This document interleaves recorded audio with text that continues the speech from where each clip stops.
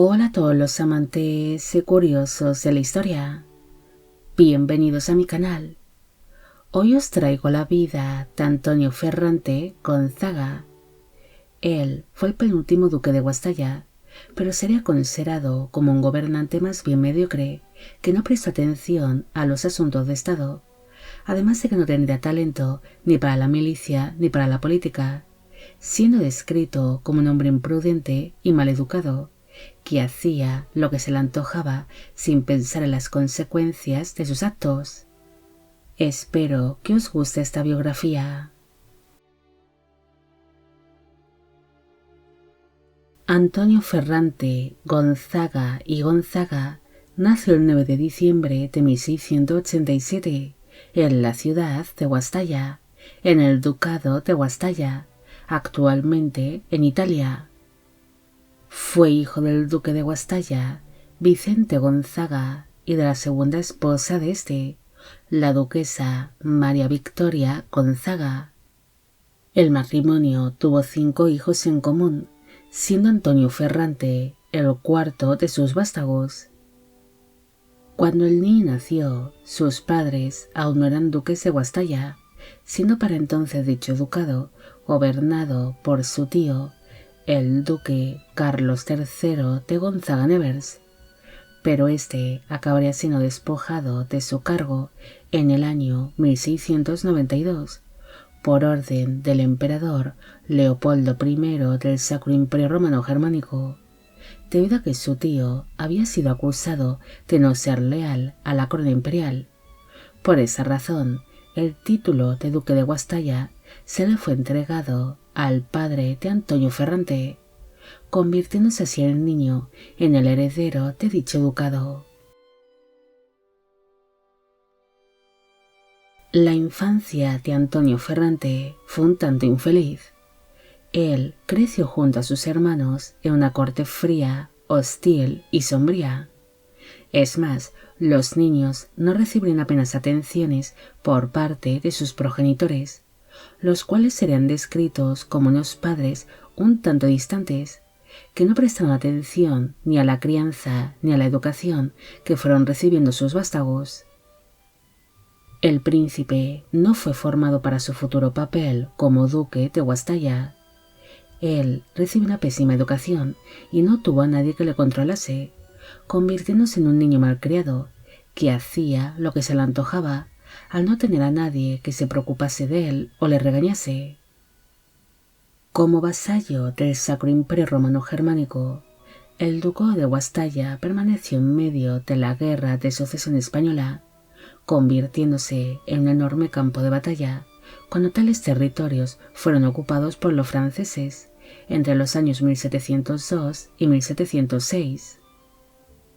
Pese a no haber recibido ninguna formación militar, Antonio Ferrante decidió unirse a las tropas imperiales durante dicha guerra, pero esta decisión lo único que provocó fue una serie de quejas entre los altos cargos austriacos, debido a que el príncipe de Guastalla no tenía ningún tipo de conocimiento ni de talento para la milicia, además de que estaba acostumbrado a hacer lo que se le antojaba, convirtiéndose en un verdadero peligro para las tropas austriacas.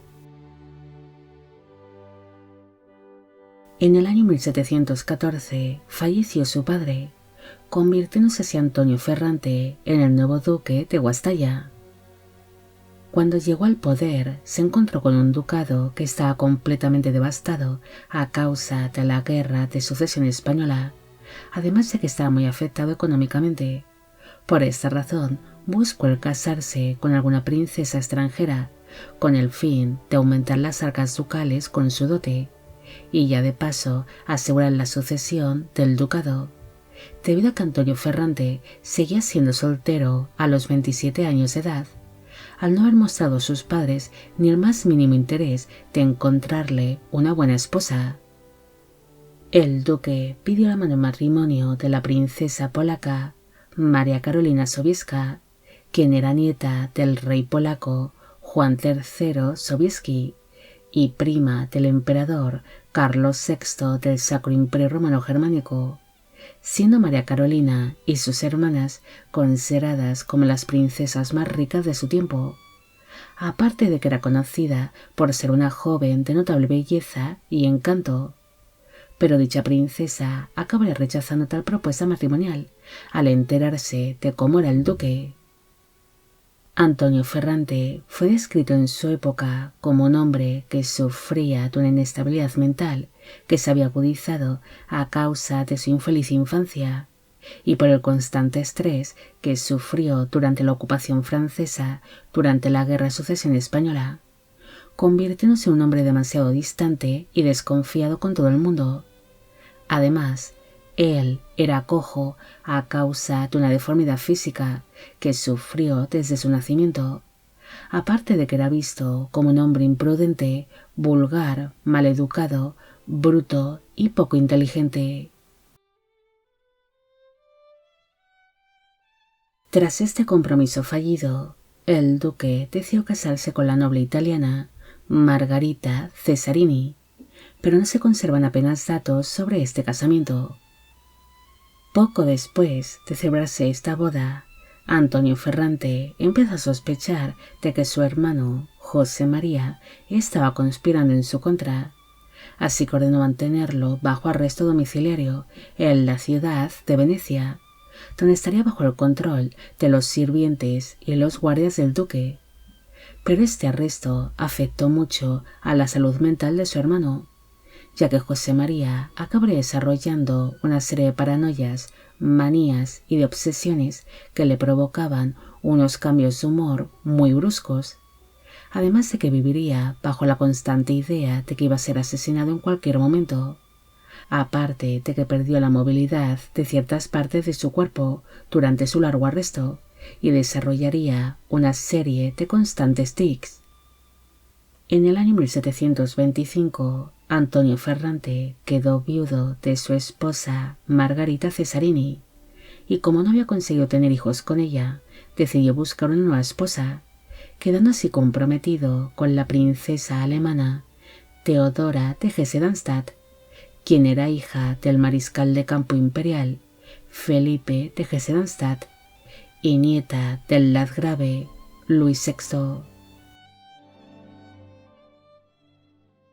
El 29 de julio de 1727 se celebró la boda entre Antonio Ferrante y la princesa Teodora en la ciudad de Darmstadt, en el landgraviato de Hesse-Darmstadt.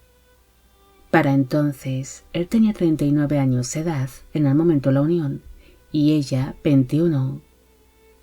Los recién casados se instalaron en la ciudad de Guastalla, pero desgraciadamente tampoco tuvieron descendencia y cada cual pasaría mucho tiempo por separado. Su esposa Teodora se dedicó a las labores de caridad, mientras que Antonio Ferrante tan solo se dedicó a la caza, que sería su única pasión.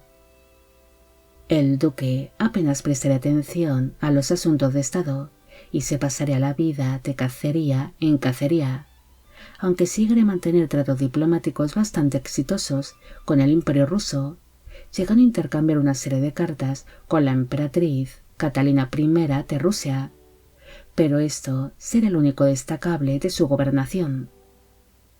Antonio Ferrante podría pasarse días enteros e incluso semanas cazando, pasando así mucho tiempo al aire libre y alejado de sus obligaciones como gobernante. Una noche, el duque regresó a su palacio tras haber participado en una larga cacería, pero como se encontraba en ese momento completamente empapado por culpa de un gran chubasco y no quería resfriarse, se desnudó por completo y se frotó con alcohol por todo el cuerpo para así intentar entrar en calor.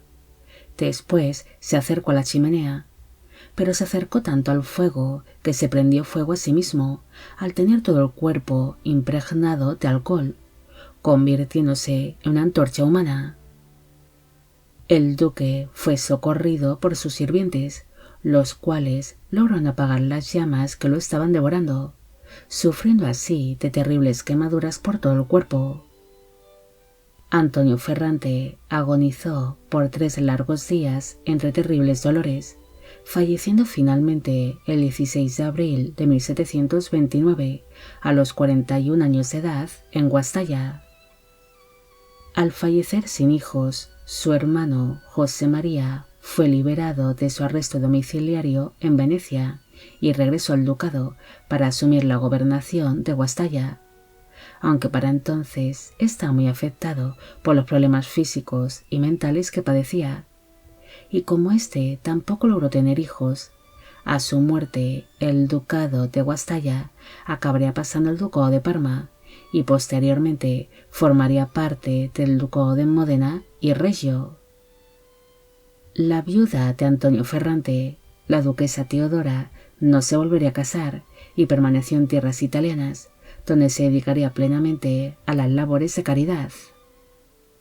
Los restos mortales del duque descansan en la concatedral de los santos Pedro y Pablo de Guastalla, en Italia.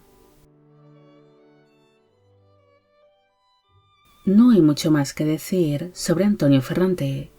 Él no destacó en su día ni como militar ni como gobernante, sino más bien un duque bastante mediocre, ya que lo único que hacía en su vida era cazar y no prestó apenas atención a los asuntos de Estado.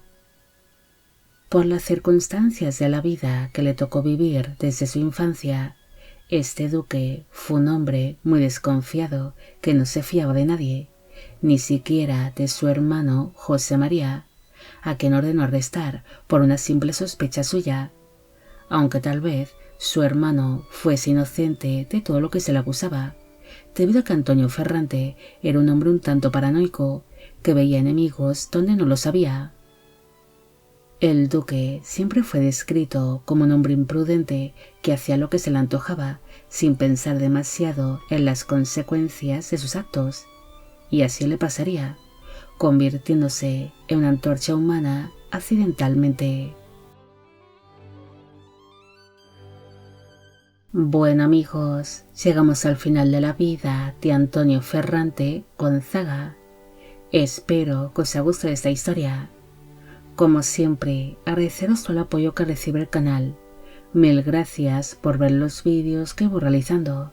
Y quisiera agradeceros de corazón el que formáis parte de Biopic Channel. Hoy me gustaría saber qué os aprecia esta historia y si conocéis a otros gobernantes o príncipes que hayan fallecido a causa de un accidente. Y con esto me despido. Hasta la próxima.